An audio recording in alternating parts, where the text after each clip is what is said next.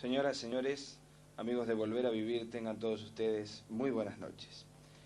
Hoy no estará con nosotros el conductor habitual de Volver a Vivir. Nuestra historia de hoy comienza ya hace muchos años con don Francisco y doña María Mercedes, cuando llegan a La Pampa, en épocas muy duras, por cierto, donde forman una familia de 8 hijos, y 2 de esos hijos, fíjense cómo allí comienza la historia de nuestro protagonista, excelente protagonista de Volver a Vivir de hoy. Decía, 2 de esos hijos, tuvieron don Francisco y doña María, nacen en Huanguilén. Uno de esos 2 va a ser nuestro protagonista de lujo del día de hoy. Hoy, Volver a Vivir se mete dentro de la propia historia o de la propia vida de Volver a Vivir. Una historia muy rica que los invito a compartir juntos a partir de este momento. Escuchamos a nuestro entrevistado de hoy. Y mi madre, de origen español, llegaron como todo inmigrante con deseos de trabajar, con deseo de hacer cosas. Se casaron en La Pampa, mi padre y mi madre, obviamente vinieron separados, ¿no? En ese momento se conocieron en Argentina, y ahí empezó un poco la historia, ¿no? de la familia. 8 hermanos, en su momento uno que falleció muy joven. La historia de mi padre era un visionario. Empezó prácticamente de changarín, como quien dice, hombrando bolsas. Posteriormente fue encargado de un galpón, como una especie de capataz, como se decía antes, para manejar la gente. Y bueno, todo eso lo llevó a su ambición, a su conocimiento, a su visión, como yo decía, porque era gente sin escuela, pero tenía una intuición, tenía un sentido del progreso, de la evolución, y tal es así que, bueno, llegó a ser serialista. Ahí nacieron toda la mayoría de mis hermanos, salvo los más chiquitos, que eran los mellizos, que nacieron en Huanguilén, que son huanguilenses. Después todos son de La Pampa.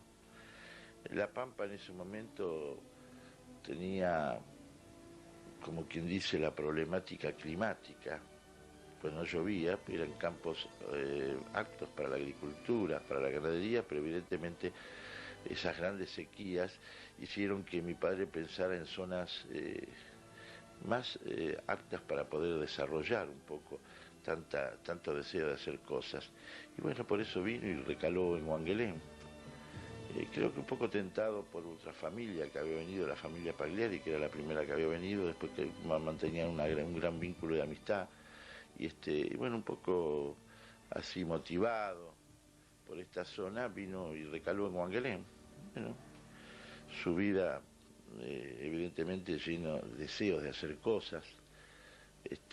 Primero los cereales, después una primera industria, ¿no? que fue en su momento fue algo muy especial, como molino harinero. Posteriormente, bueno, cuando se estaba acabando un poco, o ya no convenía por muchas razones, pensó en otras cosas, pensó en la oleaginosa de Huanguilén. Entonces yo creo que las 2 grandes industrias, en esa época hablar de industria, ¿no? Y pensar cómo las impulsaba, cómo se hacía todo.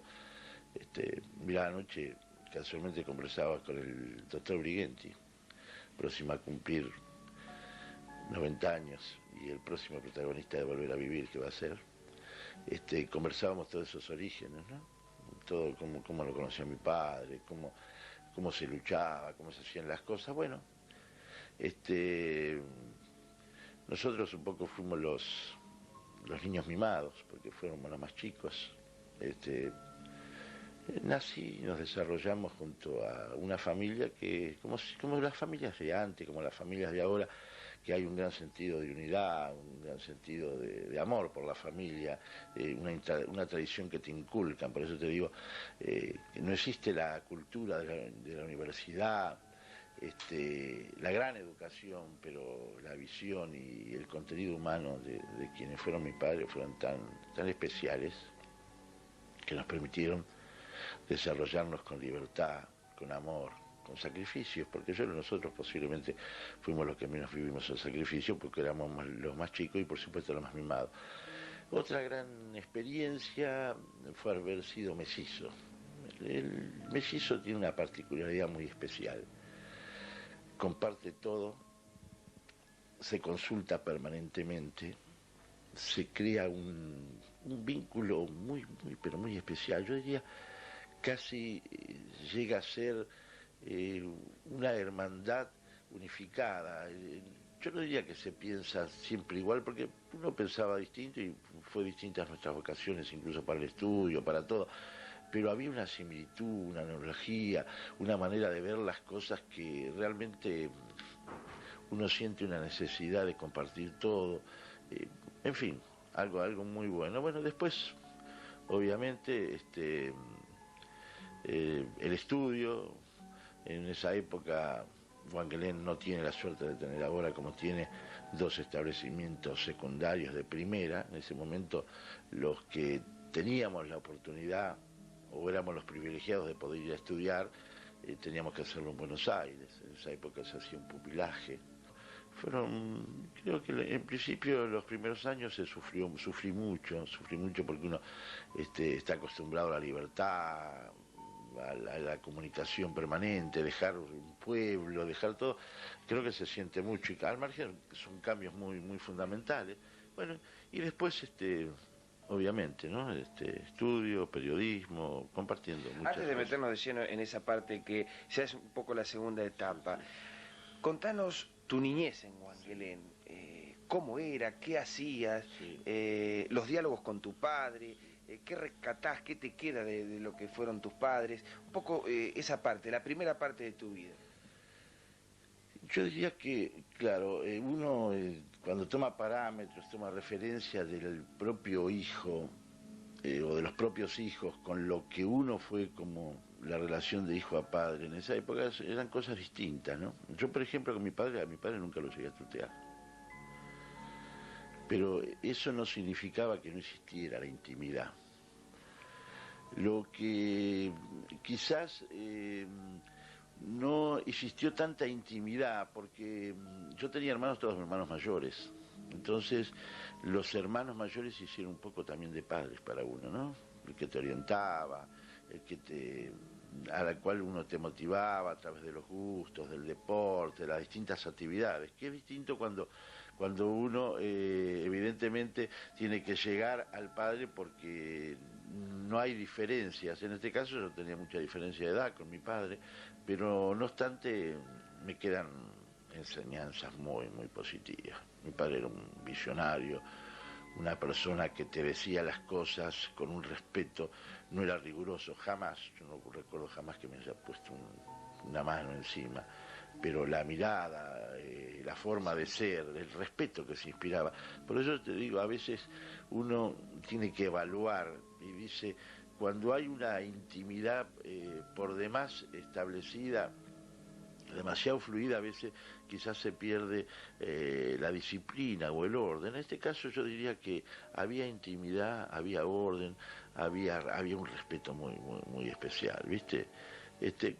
Distinto con la madre, que ya, ¿viste? Uno tenía ya quizás una mayor intimidad, una mayor vinculación en lo que hace al desarrollo de la vida de uno. Pero mi padre inspiraba respeto, era valorado y en cada palabra había una enseñanza.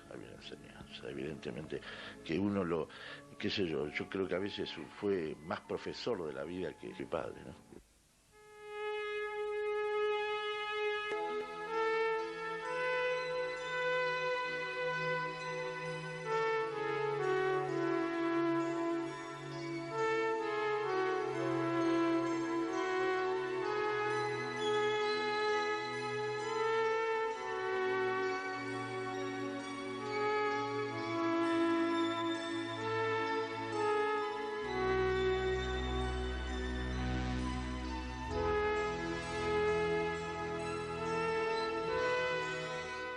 bueno, hemos conocido en esta primera parte a nuestro entrevistado de hoy.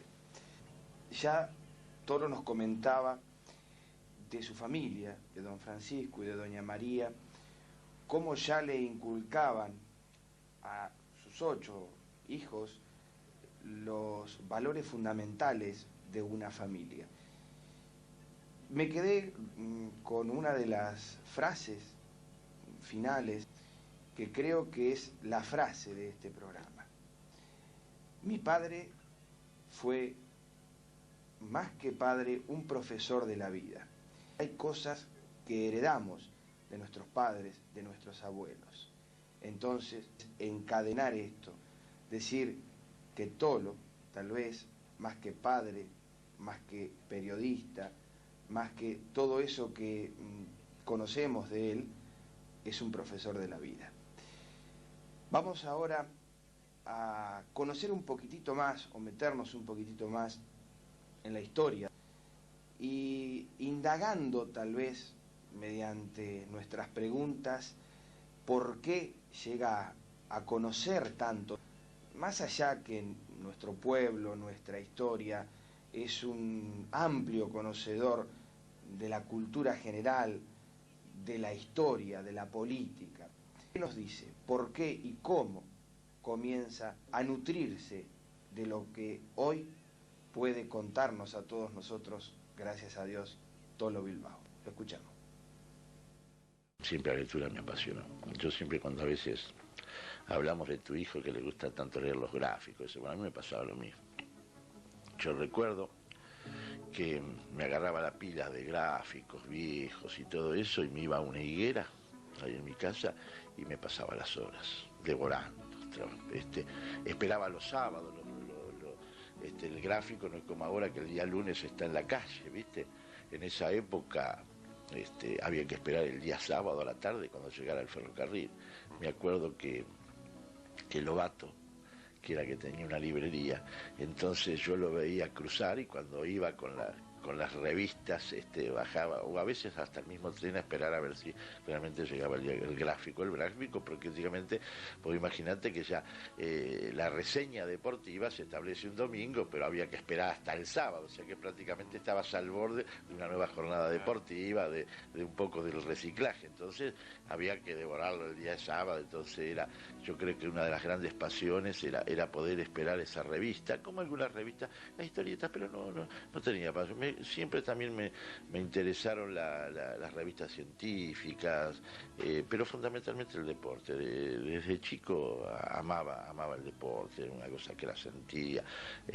Radio, por ejemplo, el automovilismo, que en esa época el automovilismo, claro, yo diría que estaba prácticamente muy enmarcado como uno de los deportes populares, porque hablar de fútbol sí, pero en esa época acá, en esta zona, el automovilismo, claro, después tenía un hermano que empezó a hacer las armas en el automovilismo, y todo, entonces uno seguía muy de cerca la actividad deportiva. Yo creo que era mi gran pasión, seguir lo atlético, a veces conocer todos los equipos, las formaciones, no perderme audición deportiva, ¿viste? Entonces eran los grandes. Y el cine que evidentemente era un poco el recreo de los domingos, de los sábados. Wangelén tenía los martes, los jueves, los sábados y domingos tenía cine, que era una cosa linda. Y a veces esperar los noticiosos Paramount, los noticiosos Sonofil argentinos, donde en alguna medida demostraban o daban alguna parte de lo que se vivía en el deporte. A lo mejor era ver a un River y Boca, ver en 25 segundos o en 30 segundos, que a veces ni siquiera sabían los goles, porque había que ver cómo se hacían las grabaciones o las filmaciones de esa época, pero era importante a lo mejor ir a ver un noticioso, porque en esa época el cine era periodismo también. El cine, nosotros, por ejemplo, nos llegaba, la imagen era a través del cine, pero lógicamente nos llegaba 3 o 4 meses posteriores al acontecimiento deportivo, ¿no? Pero cuando eras chico y ibas a la escuela y, bueno, en aquella época seguramente te explicaban los problemas que tenía Wangelén, cómo había surgido, la historia un poco del pueblo. ¿La conociste de pequeño, de chiquito? No. Yo creo que en eso nunca hubo dentro de la, digamos, de la política educativa conocer muy bien las raíces, ¿no? Realmente nunca me explicaban los problemas de Wangelén y eso. Claro, quizás era un sentido más académico, la enseñanza en esa época era la ortografía, la caligrafía, había otros objetivos dentro, ¿viste? No existían los perfeccionamientos docentes de ahora, no existían las famosas lecciones paseos donde uno aprende, donde uno te hacen interiorizar y te motivan por las distintas cosas. No, en ese aspecto no surgió, digamos, eso fue muy posterior. Te vas de Wangelén. ¿Por qué te vas? ¿Cómo emigrás? Bueno, me voy de Wangelén por una simple y sencilla razón. Wangelén Wangelén terminaba la escuela primaria. No había más actividad para quien quería desarrollarse y entonces, bueno, nos vamos, un poco como te explicaba al principio. Siempre tenía la suerte, claro, que al ser mellizo compartíamos y todos los cambios los hacíamos juntos, que eso es una gran ayuda, ¿no? Ha sido para toda la vida una gran ayuda porque es un complemento, pero al margen también es un apoyo. Y bueno, nos vamos de Wangelén en esa época a estudiar a Buenos Aires, primero con un pupilaje, primero en el colegio Escalechea, después posteriormente en el colegio San José, ¿no? Colegio San José, de las que guardo uno de los más grandes recuerdos. Es un colegio más que centenario, ahí pasaron también grandes figuras, ¿no? Para decirte un poco, un exalumno del colegio San José, hablar de Hipólito Yrigoyen, pero bueno, pero es otra cosa. Posteriormente mi madre se va a vivir con una hermana a Buenos Aires, entonces eso nos permite ya estar externos. Cambia la vida, ¿no? De estar pupilo a estar externo es muy importante porque pues ya evidentemente empiezo a conocer a Buenos Aires en la profundidad. Ya tengo la oportunidad también de hacer deporte. El fútbol siempre me apasionó. No solo el fútbol, el patinaje, había otros deportes que Buenos Aires te brinda esas posibilidades. Y bueno, ahí ya también después, cuando ya estamos externos, vamos a un colegio que se llama Nicolás Avellaneda. Ahí empiezo a empezamos ya en el cuarto y el quinto año. En esa época, como ahora en algunos establecimientos secundarios, se determina una especialidad dentro de las áreas. En ese momento había el área de letras, de ciencias biológicas y de físico-matemática. Bueno, yo a mí siempre, obviamente por una inclinación humanista, me busqué la especialización de letras y ahí fue cuando tuve contacto con profesores periodistas. ¿Ya llevabas en vos el hecho de ser periodista? Yo diría que el periodismo es una vocación, sí. Si nace. Yo diría que nació primero como lector, viste que vos te apasionás por leer, por devorar todo lo que periodísticamente, pero lógico, en su momento en mi niñez estaba muy focalizado en el deporte, viste, no, y en algunos temas de tipo científico, de interés general, pero fundamentalmente el deporte. Pero eso hace que vos empecés a alguna medida a querer imitar a grandes cronistas, en alguna medida también te interesa por conocer todo lo que dicen y lo que hace el periodismo. En esa época había mucha distancia, por eso te digo que nosotros lo manteníamos a través de una lectura o a través del cine, no teníamos la televisión que tenemos ahora. La radio, si bien en su momento también era importante como medio, no te olvides que antes la radio era con un cable, no es como ahora una portátil que la llevas a donde vas, y antes la radio estaba en el living, era prácticamente un personaje de la comunicación y no siempre, al margen no siempre se podía escuchar bien la radio, porque en época de lluvia o de temas climáticos por ahí se escuchaba mal.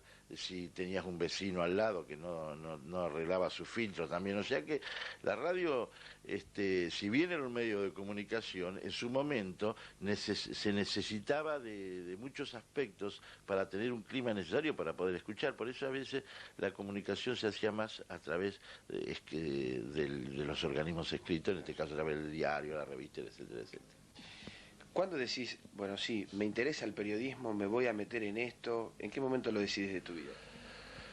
Bueno, cuando yo estaba estudiando, por eso lo que te decía anteriormente, cuando hacemos el especializado de letras dentro del bachiller, ahí tomo contacto con un profesor fundamentalmente, el profesor Conte, que era periodista, al margen hacía un programa en esa época por ATC, hace un programa para chicos, de las famosas de esa época de las preguntas y respuestas, era productor, y era un profesor que mucho me agradó, y él fue el que me empezó a inculcar. Él me fue como dice, a vos te gusta el periodismo, tenés vocación, como cuando uno escribía, hacíamos notas y eso, y entonces ahí se empezó, digamos, a dar la oportunidad. Yo en esa época ya jugaba al fútbol, ya había ingresado en River, y claro, en esa época yo estaba estaba más vinculado al deporte que al estudio mismo, ¿viste? Pero todo eso me llevó a que se despertara. Yo no diría que despertara ya, que en alguna medida volviera a reconocer lo que uno innato ya surge, ¿viste? Por espontaneidad, es la ambición del periodismo. Entonces, bueno, al terminar el bachiller, empecé la carrera de periodismo y bueno, después se desarrolló todo como un poco lo que uno deseaba y quería, ¿no? Y que fueron las grandes oportunidades que yo creo que me dio, ¿no?, el periodismo. Contanos un poco tu paso por River Plate. Vos decís que, desde chico, el deporte, las viejas lecturas y las largas lecturas del gráfico, tu pasión por tu River querido, pero contanos cómo llegás a River y contanos un poco la historia que viviste dentro de este club. Claro, bueno, lo de River comienza cuando estábamos en los campeonatos intercolegiales, campeonatos importantes dentro de que uno... Bueno, eso permitió que yo jugara desde siendo incluso menor en edad, jugaba en la primera división del Colegio San José. Nos permitió jugar, por ejemplo, partidos de preliminares, como en la cancha de Boca y eso, y en la época, viste, que no había, las reservas no jugaban, entonces se hacían preliminares y nosotros llegamos a cosas, bueno, importantes. Y ahí eso me permitió participar después en esos años, era la Unión de Estudiantes Secundarios, era la UES, la famosa UES, que muchos, bueno, en ese momento le dieron un cariz político, pero lo importante era que tenía una actividad, eran complejos deportivos fabulosos, que ahora está está el Instituto de Educación Física de la capital. Bueno, ahí fui seleccionado, una oportunidad para jugar al fútbol, y bueno, y me dio la oportunidad. Conocí, mirá vos lo que es...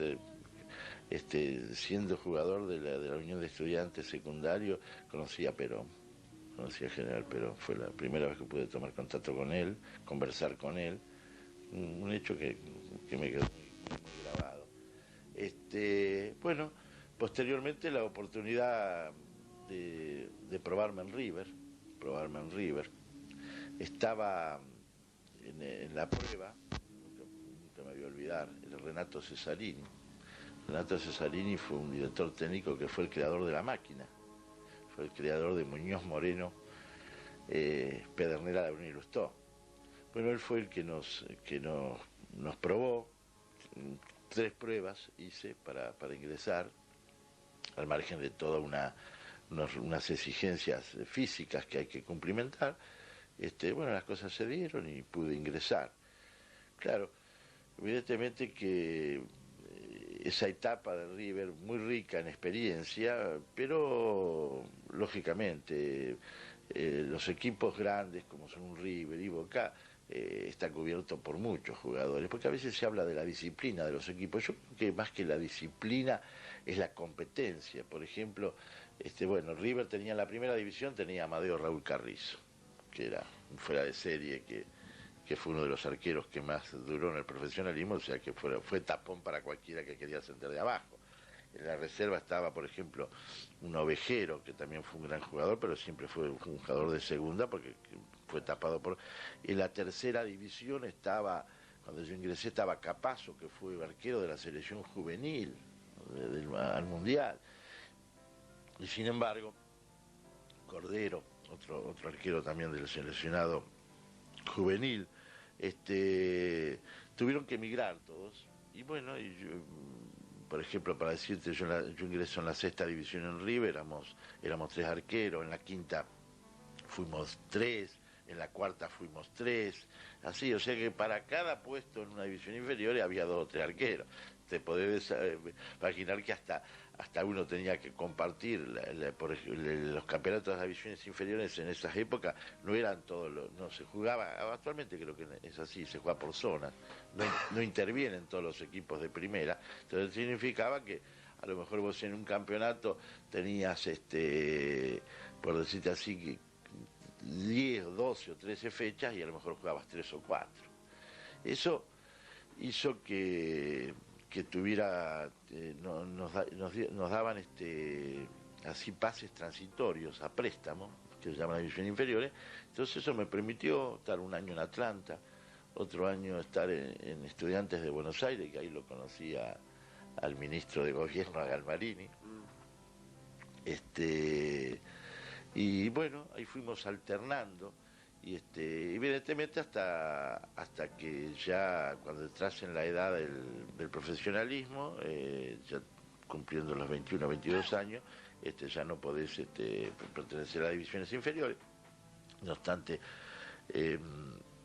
jugué, como yo te decía, en fútbol de ascenso, siendo titular del equipo de Estudiantes de Buenos Aires, y posteriormente, bueno, por razones de familia, por fallecimiento de mi padre, etcétera, etcétera, vuelvo a Wangelén, donde también... ¿Tu padre había quedado acá en Wangelén? Sí.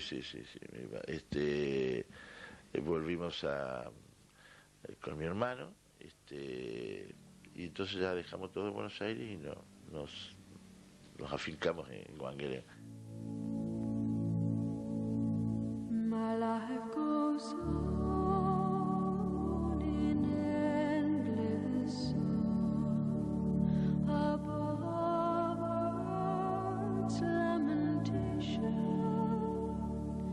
I hear the real though far off moon, the tales I knew.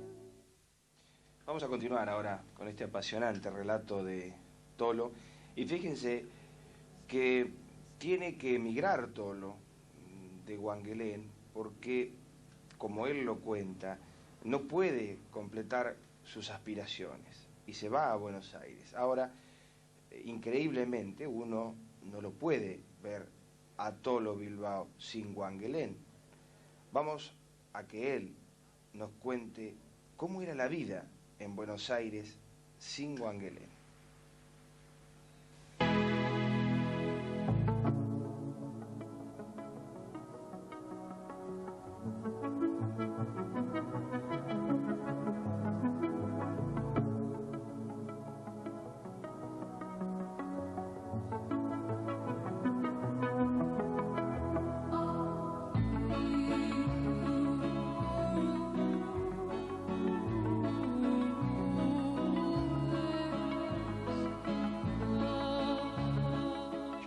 Anécdota, por ejemplo, mirá vos, si yo sentía a Wangelén, que nosotros, por ejemplo, donde vivíamos en Floresta. Para darte una ubicación geográfica, bueno, Constitución, estaba más o menos cerca de una hora de ómnibus, de transporte, una punta de Buenos Aires y la otra punta que era Constitución. Y sin embargo, por ejemplo, los días que llegaba tren de Wangelén, íbamos así, callados la boca, porque queríamos ver gente de Wangelén. Y al llegar a la Constitución, encontrarte con gente de Wangelén, y al margen para enterarte cosas de Wangelén, porque cómo había salido Atlético el domingo, qué es lo que pasaba en Wangelén, cuáles eran las novedades, tus amigos, porque los amigos de la infancia eran todos de Wangelén, había una gran barra. Entonces uno sentía, y encontrarte con una persona de Wangelén en Buenos Aires era, qué sé yo, como si hoy te encontrás en Europa, viste, con lo de Wangelén. Realmente, sí, bueno, viste, es algo que se siente, lo sentí. Wangelén lo sentí toda la vida.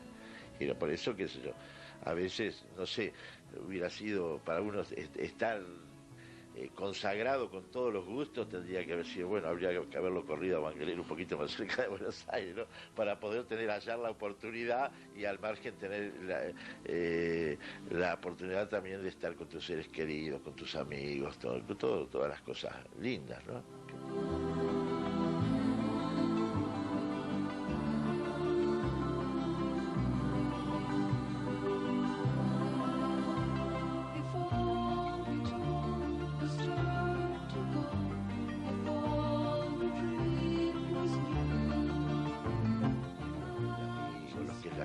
Lo que es la tranquilidad, lo que es la paz, lo que es la libertad, de lo que uno vive en esto, te das cuenta cuando tomas distancia con él.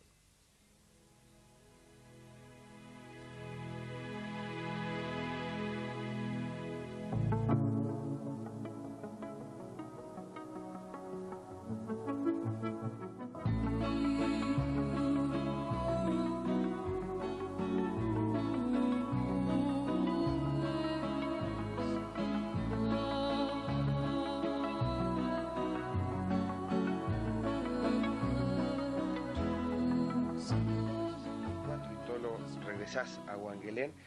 Me decías anteriormente por la desgracia del fallecimiento de tu padre. Sí, mi padre hizo que primero vino Richie y después vine yo a Wangelén.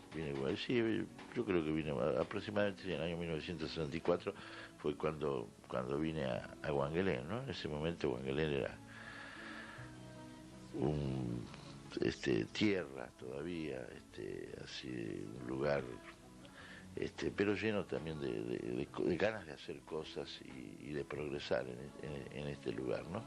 En ese viaje de 440 kilómetros de Capital hasta acá, seguramente se te habrían cruzado un montón de ideas, de cosas en la cabeza, o tal vez ya traías qué era lo que iba a hacer todo lo Bilbao a partir del momento de llegar a Wangelén. Claro, porque uno, no, viste, siempre estuvo muy vinculado a Wangelén, al margen incluso cuando éramos estudiantes, periódicamente veníamos y en cada oportunidad que uno podía estar en Wangelén, o sea que no estaba, como quien dice, desvinculado de Wangelén. Después, por otra parte, con quien es hoy mi señora, yo ya andaba de novio en la época que ya estaba en Buenos Aires, así que fue un poco proseguir algo que también fue un motivo, viste, de mi vuelta a Wangelén, para poder tener la oportunidad de seguir la relación que ya habíamos iniciado en las épocas juveniles, ¿no? ¿Qué hiciste cuando llegaste a Wangelén? ¿Qué actividad tenías? ¿Cómo? Bueno, la actividad era cerealera. Uno de nuestros digamos, nuestros propósitos era volver a poner en marcha el molino harinero. Lo llegamos a empezar a poner en marcha, pero desgraciadamente, bueno, después las cosas no nos acompañaron, o a veces, hay que ser sincero, no sé cómo uno a veces pone a evaluar o analizar estas cosas, pero evidentemente que no se nos dio como nosotros deseábamos. Entonces, bueno, compartir un poco el trabajo con las demás inquietudes. Por supuesto, el periodismo ya fue una de las cosas que uno pasó a ser algo secundario, Wangelén, ¿no? Pese a todo, bueno, en ese momento lo único que existía periodísticamente hablando en la zona era el diario El Imparcial, donde por ahí algo llegaba a ser, pero muy, muy esporádicamente. No había emisoras.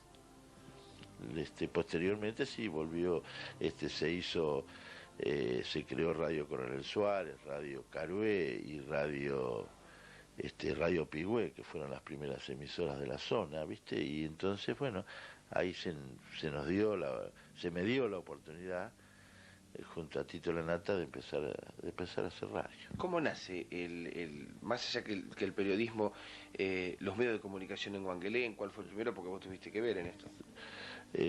Bueno, lo que hace a la zona, te diría que, bueno, fueron 3 emisoras de baja potencia, que una es el U36, otra es el U34 y una es el U25, que es creo que es Radio Carué. Creo que se cumple en ese momento, el CONFER cumple con una misión muy importante, pero se les da la categoría de baja potencia, o sea que el kilowatt, o sea, de salida de cada emisora es baja.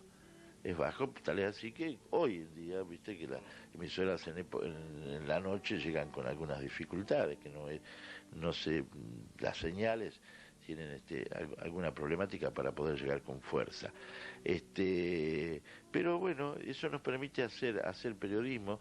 Recuerdo en ese momento Tito Lanata era un muchacho que también venía de Buenos Aires, había tenido oportunidad de trabajar en la producción de Martinez, del Negro Martinez, de Hugo Guerrero Martinez, y también era un amante de la radio, y a mí me gustaba el periodismo, y también uno de los géneros que siempre me gustó más fue radio. Te lo digo con sinceridad.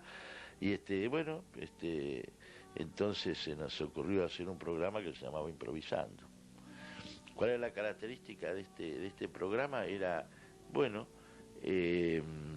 hacer 1 hora y media de radio, primero hicimos 1 hora, después 1 hora y media, sin llevar ningún papel, sin llevar ninguna anotación, sin llevar nada, directamente ir a improvisar.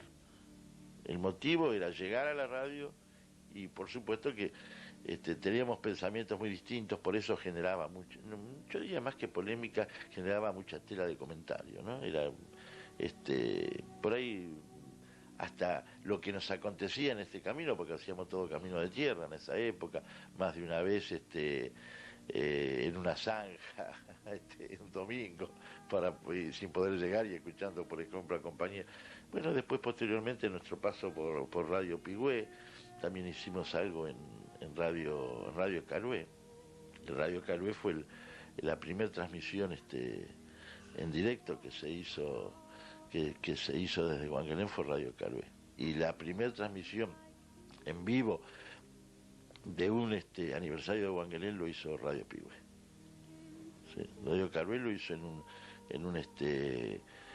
un programa deportivo, una transmisión de una carrera que se hizo desde el Aeroclub, de la época de que corrían las categorías Orbis, en ese momento se llamaba. Era una fórmula pampeana que se corrió en Wangelén, y esa fue la primera transmisión que se hizo en deporte. Y en fútbol también, la primera transmisión de fútbol que se hizo para la radio, la hizo Radio Pigüé, la hicimos nosotros. Es una de las cosas que a uno les queda en la historia, ¿no? De decir la primera transmisión. Pero vos fíjate qué raro, ¿no? La primera transmisión deportiva la hace Radio Carué, y la primera transmisión de un aniversario de Wangelén lo hizo Radio Pigüé.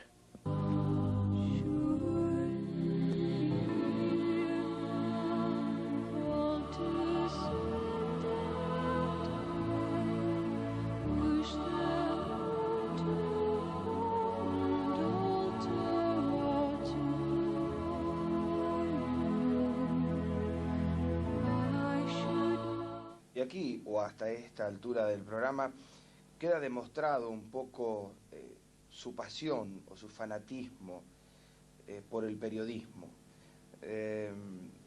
Pero queda todavía pendiente un poco de lo que comenzábamos a charlar en el bloque anterior. Y tiene que ver, más allá de este apasionamiento que Tolo tiene por el periodismo, ese mismo apasionamiento que vuelca por su pueblo, la necesidad de ayudar a su pueblo. En el año 1964, cuando Tolo regresa a Wangelén, comienza a meterse dentro de la historia del pueblo, dentro de las necesidades de su comunidad. Se comenzaría a meter de algo o dentro de algo que no saldría nunca más, evidentemente, y que hasta el día de hoy lo desarrolla con tanta pasión.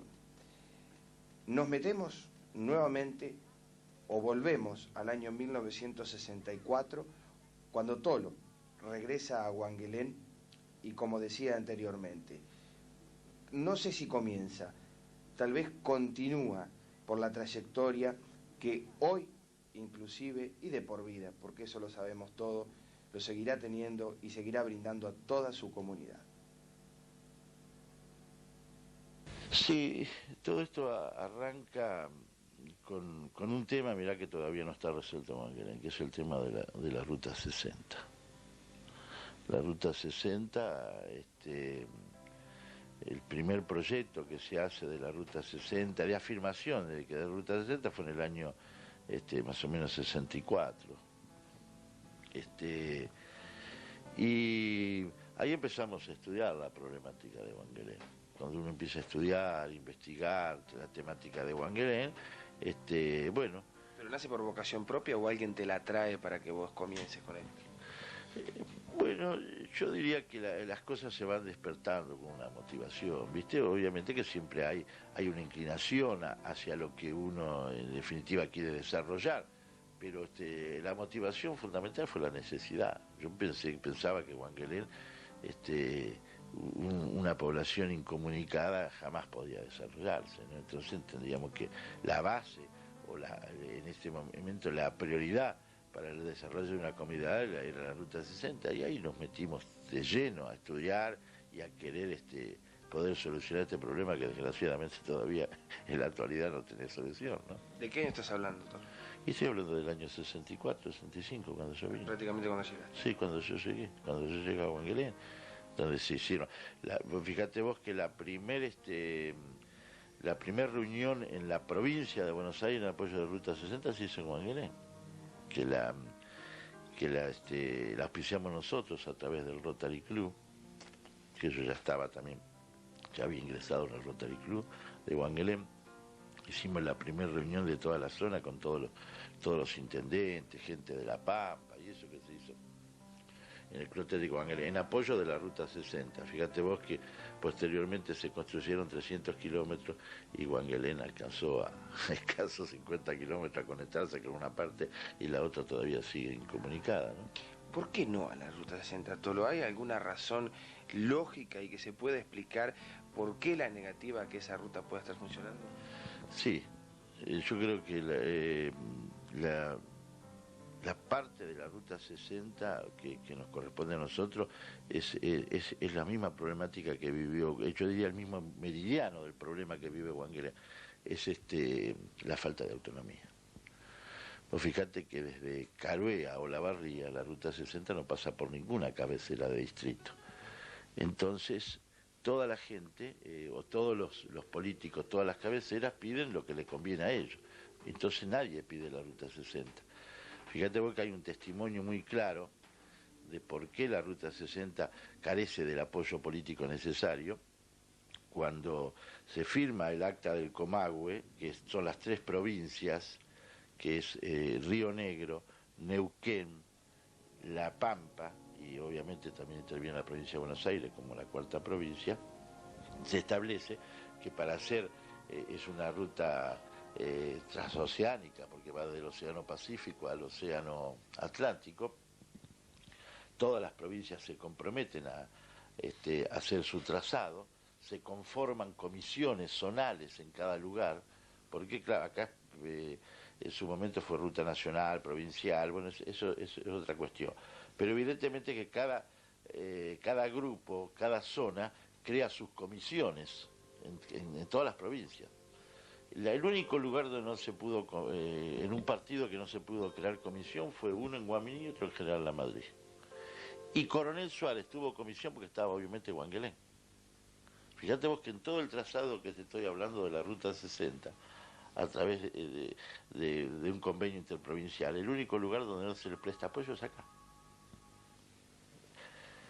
Eso te da la prueba fehaciente de que al no tener autonomía Wangelén, al no tener peso político, nadie la pide. Y vos fíjate qué pasa con los planes trienales, los planes quinquenales, cada partido, la Madrid y Coronel Suárez están pidiendo la ruta, la Madrid Coronel Suárez en su momento. Entonces de la ruta 60 nadie. Por otra parte, también no nos olvidemos que es parte de esa ruta, pertenece a la zona vial de Bahía Blanca. Y si la ruta esta se realiza en todo su recorrido, Bahía Blanca pierde mucho también. Claro. Pierde mucho porque te podés imaginar lo que ahora significaría una ruta importantísima para el Mercosur. Fíjate vos que todo el transporte, al margen, es la ruta más importante en lo que hace a la línea o a la intercomunicación de los 3 complejos turísticos argentinos. Porque si vos tomás que Bariloche, Mar del Plata y Córdoba son los 3 centros de atracción turística, los 3 polos de desarrollo turístico en nuestro país, fíjate vos que desde Bariloche al complejo de las playas, en este caso al complejo de las playas atlánticas, de todo, tomando Santa Teresita, Mar del Plata, etcétera, San Bernardo, etcétera, la ruta más cerca es la ruta 60, porque enclava los dos. Y también con derivación a través de la ruta 35, cuando la cruza la ruta 60, hacia Córdoba. Entonces, esta es una ruta que tiene una riqueza histórica, turística, y ni hablar dentro de la geopolítica.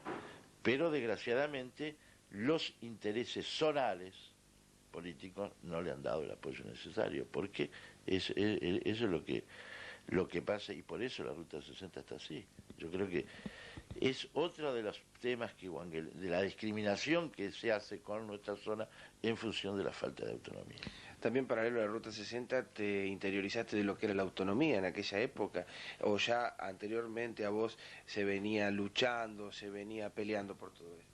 No, la autonomía había tenido, digamos, su reflotar en el año 1952, cuando en el año 1952 se dio cuenta a través de una carta que envió una comisión de fomento en Guaminí para solicitar el Banco de la Nación. Se descubre que Wangelén estaba en 2 partes, que había parte del territorio de Guaminí, con eso. Entonces eso origina una polémica entre Suárez y Guaminí, y a raíz de eso se reflota el tema de la ruta de la autonomía. Pero eso quedó ahí nomás. Pasaron 2 o 3 años, había un impulso importante a través de una vinculación con el que era gobierno en ese momento, con el justicialismo. El fallecimiento de la señora Eva Duarte de Perón, que es precisamente ese mismo año, también en alguna medida no permite que esa gestación de autonomía que estaba realizando Wangelén se lleve a cabo por distintas razones, ¿no? Pero una de las cuales la que yo te señalaba. Directamente después lo de Wangelén fue latente porque siempre estuvo en todo el deseo de autonomía, pero esto nosotros cuando encontramos la problemática y empiezo a estudiar, me doy cuenta que sí, que a través de la Ruta 60, del desarrollo que tiene Wangelén en su momento, de la necesidad de comunicarse, vos fíjate, una industria como tenía la oleaginosa, que vivió prácticamente un cuarto de siglo sin caminos, sin teléfono, o sea, sin comunicación vial, sin comunicación telefónica, sin energía propia, entonces pensamos que es algo que no tiene sentido, y ya había una industria con una chimenea echando humo trabajando. Entonces, no, Wangelén, obviamente, al margen también de necesitar la ruta que la que ya peleamos, necesita su autonomía, porque si no acá las cosas no van a llegar nunca. Y prueba está que ya no estábamos equivocados. Entonces empieza a surgir ese tema de autonomía. Estamos muy próximos, yo creo que en un momento dado estamos muy próximos a ser autónomos, en la época de los gobiernos de facto, ¿no? Que desgraciadamente hubo más autonomía en gobiernos de facto que en gobiernos constitucionales. En una oportunidad, yo siempre esto me lo recuerda Jorge Terres Zabaletas, que dice, si en vez de pedir la ruta 60 hubiéramos pedido la autonomía, capaz que ahora ya tendríamos las dos cosas, y creo que sí, que puede haber sido. Bueno, en eso nosotros priorizamos la ruta 60 y después la autonomía, ¿no? Pero quizás que tendríamos que haber hecho al revés, ¿no? Y estuvimos muy a punto de ser autónomos en esa época. Después llegó parte de la ruta 60, también que hay que decir sinceramente que llegó por un espaldarazo de tipo de relación familiar, más vale que política. Si no, tampoco ni siquiera tendríamos la ruta 60 hasta acá. Somos especiales porque somos una colectividad perseguida, marginada, perseguida por la mala suerte, por la marginación y la frustración. Rebeldes. Y sí, eso nos hace ser rebeldes con causa.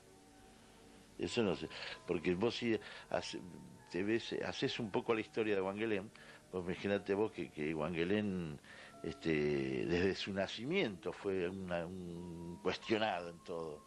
Fíjate que Wangelén lo primero que se piensa, la idea de fundar un pueblo, que se piensa en un lugar. Bueno, Wangelén se pensó en Otoño, que fue el que primero piensa fundar Wangelén, y después no se crea Wangelén allá porque se lo cambia acá porque se va a hacer un nudo ferroviario entre Ferrocarril Sur y Ferrocarril Rosario.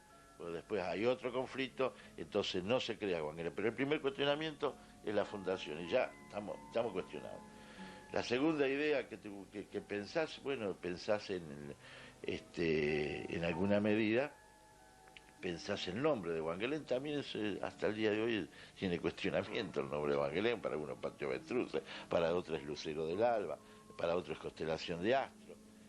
Pero vos fíjate, el nombre, el lugar, el nacimiento de Wangelén es un remate judicial del pueblo, que hay otro cuestionamiento. Entonces, vos decís, hasta la fecha de la creación de Wangelén, entonces vos decís que ya nacimos en un cuestionamiento, en una frustración, en un conflicto, y después tenemos el hecho de haberse fundado sobre prácticamente dos partidos, con la influencia de otros dos, en otra división ficticia, geográfica, que hace que genere nuevos cuestionamientos, y todo esto ha hecho una usina de conflicto que haga que Wangelén ha tenido que soportar tantas frustraciones, tantos problemas, tantas cosas. Entonces, ¿cómo no va a ser yo creo que lo único que en esto se rescata de positivo en tanta frustración y tanto conflicto, que uno siente un amor por un localismo, por defender a alguien que tristemente se lo ha cuestionado tanto, que a un pueblo que tanta discriminación y tanta humillación ha sufrido, ¿no? Por eso yo creo que somos muy especiales. Vos que sos el pilar de la autonomía, un poco, ¿ves que esta vez sí se nos da? Yo creo que sí. Yo creo que esta vez la autonomía es un viaje sin regreso, que no podemos volver para atrás. Ya no nos queda alternativa. Si no se nos da la autonomía, bueno, yo no quiero pensar, por eso pienso con la autonomía. Yo no puedo pensar Wangelén sin autonomía de ahora en más. No puedo pensar. Y esto creo que nos tiene que quedar muy hondo. Y no creo que... yo sé que hay gente que dice la autonomía no es la panacea, la autonomía no va a solucionar el problema de la desocupación, la autonomía no va a solucionar el problema de las grandes empresas, pero la autonomía nos va a dar la misma oportunidad que se les da a todos. primero de manejar servicios y segundo tener la oportunidad de que, por ejemplo, que un pueblo pueda llegar a tener rutas, que un pueblo pueda llegar a tener los servicios elementales, de cambiarle la calidad de vida, que tenga una terminal como no tiene, que tenga cloacas, que tenga un recreo, tener un balneario. ¿No? Guangelén, vivimos totalmente aislados, incomunicados, con 50.000 problemas. Fíjate vos que se nos terminan los servicios, porque no es que la gente dice se terminan los servicios como se sacan los servicios de transporte, porque no tenemos ruta, no tenemos medios, no tenemos nada, entonces no puede desarrollarse un pueblo así. ¿Y quién lo va a pelear si no lo peleamos nosotros? Y si no tenés representación política para ponerte un poco en el aspecto, digamos, en la obra pública, para ponerte en el mapa de la obra pública, tenés que ser autónomo. Eso la gente lo tiene que entender, no hay otra salida, no hay otra salida. Yo no digo que es la salida, la solución de todos los problemas. Yo digo que es empezar a tener la igualdad de oportunidad para empezar a solucionar los problemas. Esta última parte, más allá de hacer la síntesis general de lo que ha sido este volver a vivir, nos vamos a meter de lleno en uno de sus pilares fundamentales, que hablamos allá en el inicio o en el prólogo de este programa, que es la herencia que inclusive don Francisco y doña María legan a Tolo en este caso, y tiene que ver justamente con eso, con la familia. Vamos a meternos ahora un poco en la intimidad de la familia de Tolo, sus hijas, sus 3 hijas, mejor dicho, sus 5 hijas, y ahora vamos a saber por qué, y su mujer, todo lo que tiene que ver con la historia de la familia de... En estos lugares lo que uno valora más son los afectos, son la familia, y más lo valoras aún cuando te toca vivir circunstancias como nos ha tocado vivir a nosotros, circunstancias difíciles de coyunturas económicas. Es cuando vos más valorás al amigo, a la familia, a tu mujer, a tus hijos, a tus hermanos. Yo creo que eso es lo que más acrecienta, lo que más valor y deseos de vivir.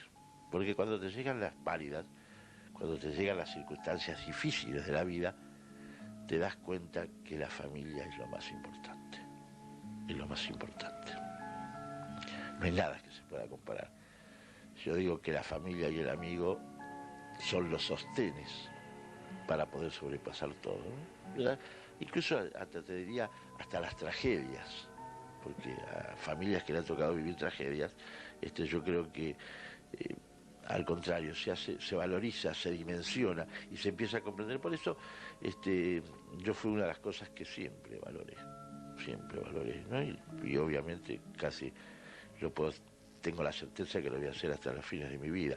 Pero eso permitió, bueno, que formara mi propio hogar, que tuviera 3 hijas.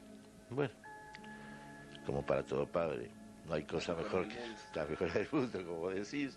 Y en fin, esa intimidad que te ayuda a todo, ¿viste?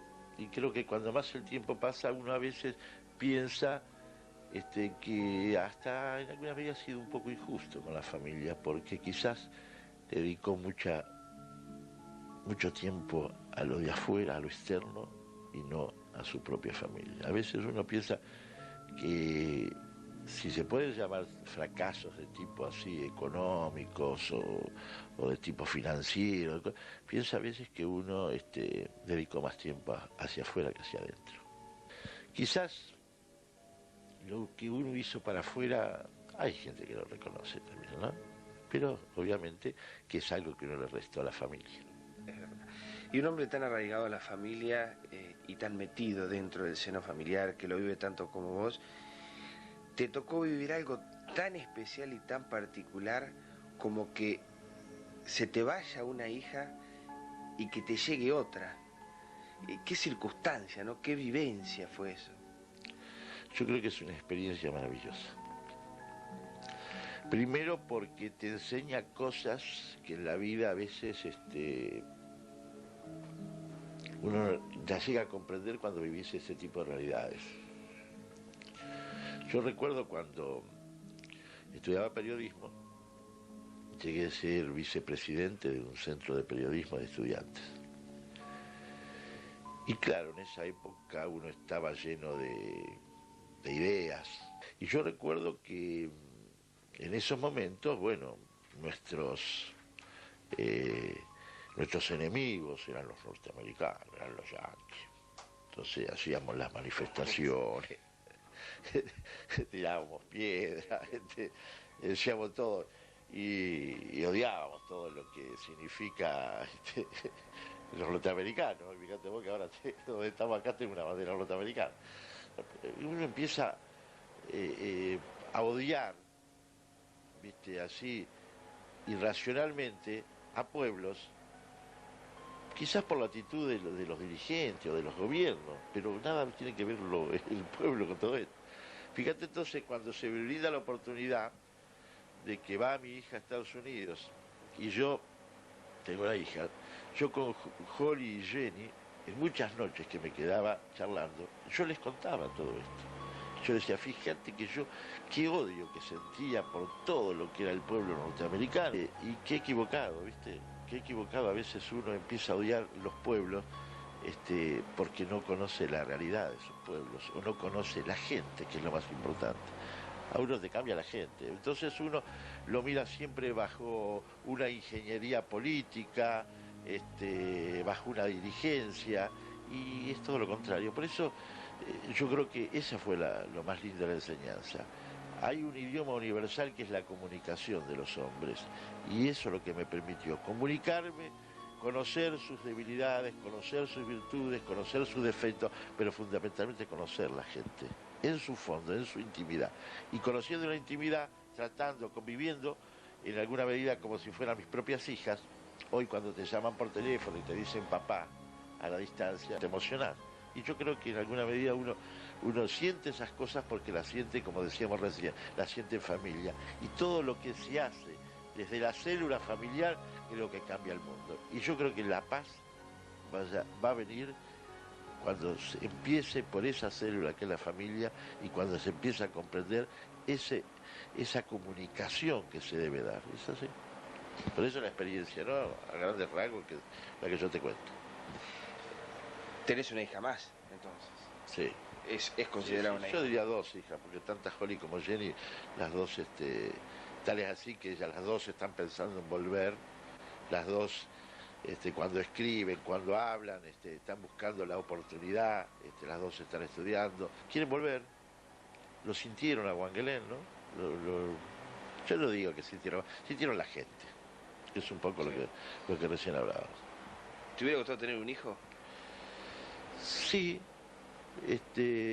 pero mira, qué sé yo creo que uno siempre como padre, vos lo primero que cuando llegan, bueno, viste, lo vivimos un poco cuando vos estabas esperando a tu hijo. Yo creo que el sexo, bueno, vos tenés la suerte de tener las dos alternativas, pero lo fundamental es que las cosas salgan bien. Y después creo que en alguna medida en tus hijas también prolongás lo que hubieras prolongado en tus hijos, que es un poco la propia vida de uno, ¿no? Sí. Para ir cerrando un poco volver a vivir, y que estoy seguro vamos a terminar y nos van a quedar pendientes 10 horas más. Contanos qué rescatás de esta vida como positivo o como sobresaliente dentro de lo que ha sido tu vida. Bueno, yo rescato muchas cosas, viste, positivas. Fundamentalmente, te digo que en mí yo tuve varias pasiones y varias cosas a las que dediqué. Bueno, un poco la que hablábamos, la familia. Otra parte que rescato el periodismo. El periodismo para mí me brindó oportunidades maravillosas.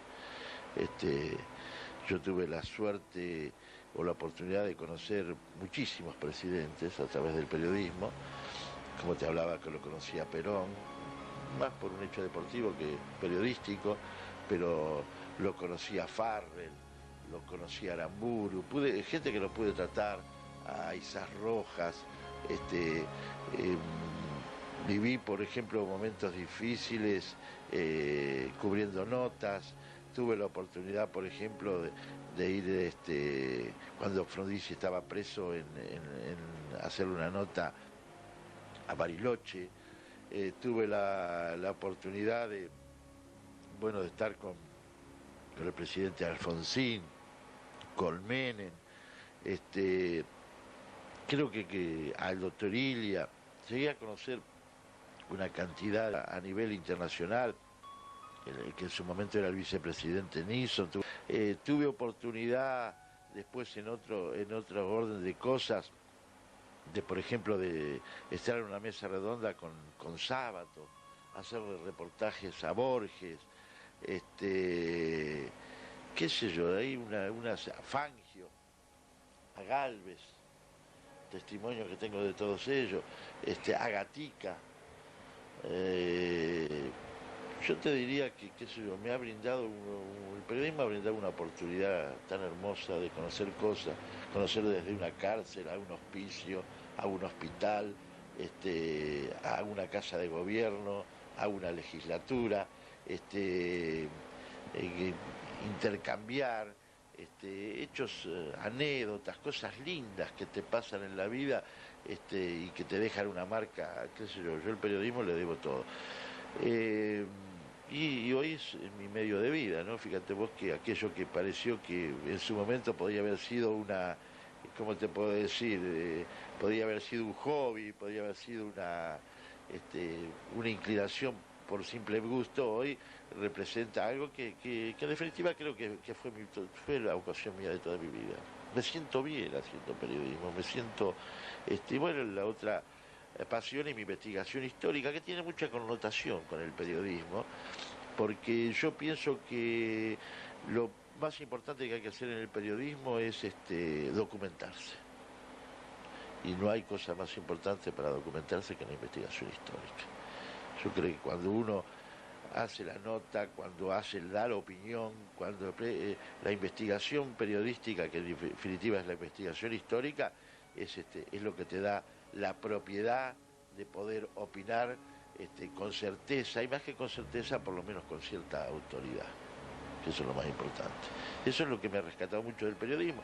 Y después, el tema de la autonomía, que evidentemente me ha hecho estudiar, me ha hecho investigar, y me ha dado también muchas satisfacciones, pese a que también hemos sufrido frustraciones, pero lo más importante es encontrarte. El periodismo te da algo tan importante, que es encontrarte en cualquier lugar y tener amigos, tener personas que te reconocen, no solo por la labor periodística, sino como ser humano a veces, que eso es lo más lindo, ¿no?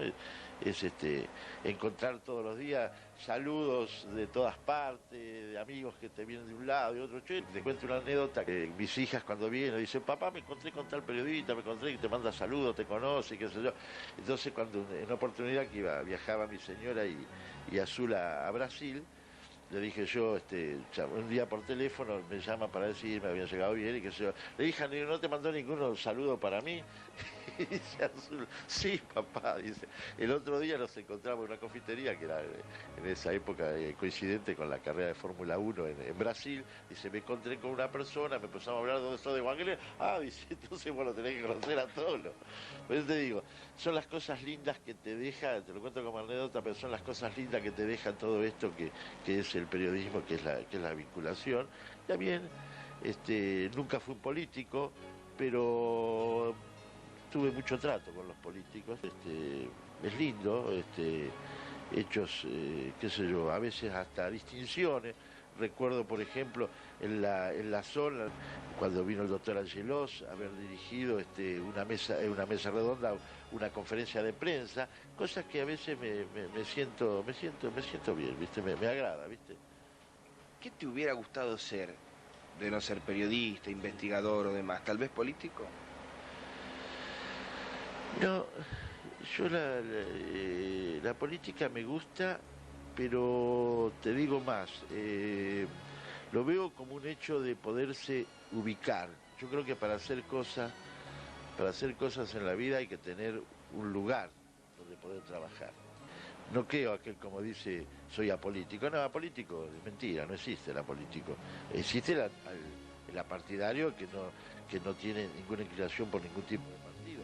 Yo creo que donde existen tantos partidos políticos y dentro de cada partido político existen tantas corrientes políticas, entonces yo creo que uno tiene que insertarse, tiene que en alguna medida para poder trabajar por una comunidad tiene que estar dentro de la vida política, no podés estar ajeno.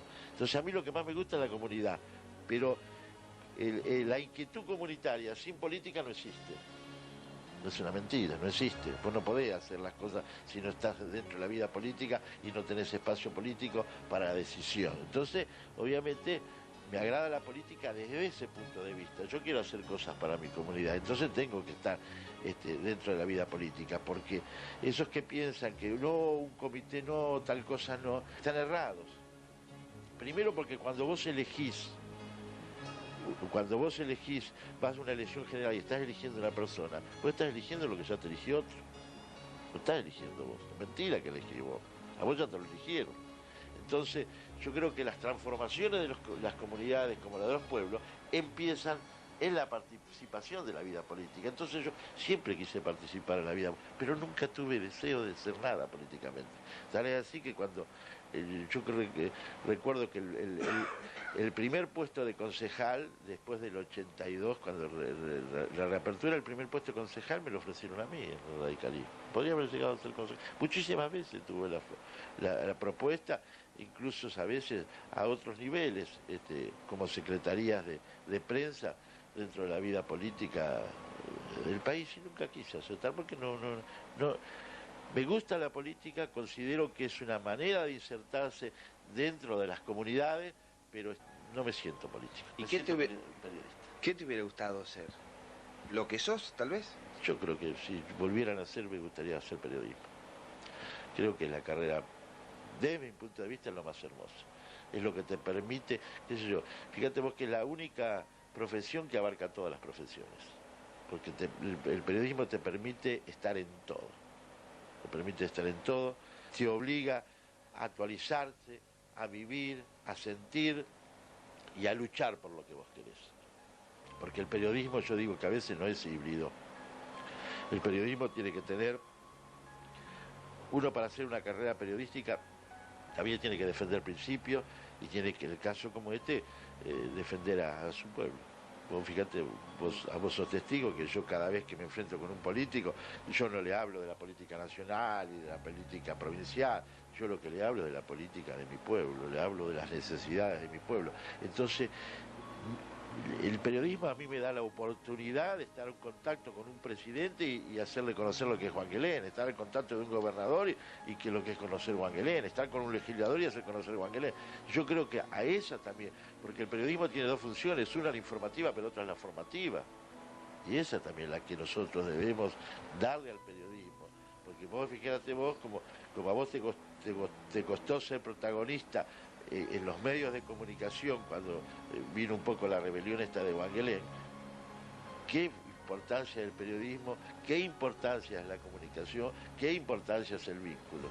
Quizás a vos hiciste algo tan importante que a vos todavía no lo llegás a comprender, pero el hecho de que la participación de tantos medios y en tantos lugares se conociera a Juan Guelén, como yo estaba, por ejemplo, posterior a eso en la Avenida de Mayo y se acerca un policía y me reconoce porque me había visto por ATC o por Crónica, entonces uno se da cuenta de la manera así como te reconocen personalmente, qué importante es reconocer a un pueblo en su problema. ¿Entendés? Por eso te digo que el periodismo da oportunidades que quizás ninguna otra cosa, ni quizás ni la política te la da a veces. La oportunidad que te da, por lo menos, de mostrar, de querer hacer cosas. Siempre cuando cerramos Volver a Vivir, o la pregunta de cierre es al entrevistado ¿qué esperás de la vida? Más allá de preguntarte qué esperás de la vida, porque te queda mucho por andar, ¿qué ve Tolo Bilbao de aquí en más? Para vos, para tu familia, para los que te rodean. Yo creo que fundamentalmente lo que uno le puede dejar a un hijo como enseñanza es decir, bueno, haber luchado para lo que son tus raíces, para lo que es tu vida, para lo que es tu familia y para lo que es tu pueblo, esperar lo mejor. Lo mejor es en función de calidad de vida, porque uno no puede ser egoísta, ni pensar para uno, ni pensar solo para la familia, tiene que pensar para la comunidad. Porque en definitiva uno vive de una comunidad y vive con el aporte, quizás con las contras o los favores que a veces te da una comunidad, pero fundamentalmente uno tiene que pensar en la generosidad, en el contexto general. Entonces uno quiere lo mejor, no solo para uno, sino para toda la comunidad que te quiere y que querés fundamentalmente, ¿no? Pese a que hay cosas que a veces, bueno, hay que dejarlas pasar. Pero en definitiva yo quiero para mi familia y para mi pueblo. Y cuando hablamos qué quiero para mi pueblo, creo que es obvio que te lo pueda decir, ¿no?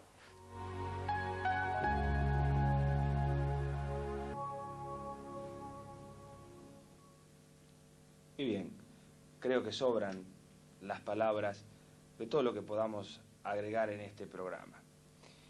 Quiero, antes de cerrar, o sí como cierre tal vez de toda esta hermosa historia de Volver a Vivir, quedarme o tal vez enmarcarlo o encuadrarlo a Tolo dentro de su propia frase.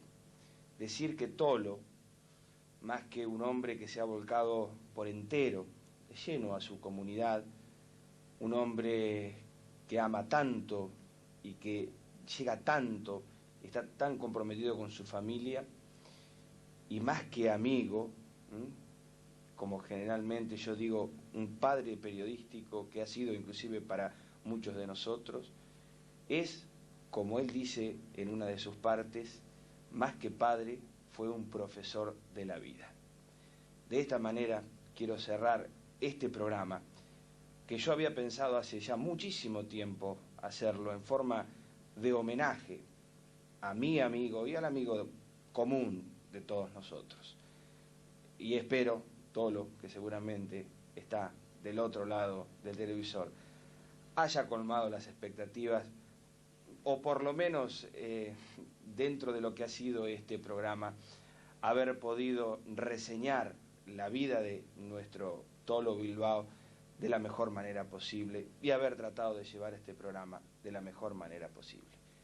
El homenaje que se le debe dar a las personas en vida, el reconocimiento en este caso que se merece de parte de toda una comunidad, porque él dejó todo y está dejando todo por esta comunidad, a nuestro Tolo Bilbao. Gracias y hasta la próxima semana.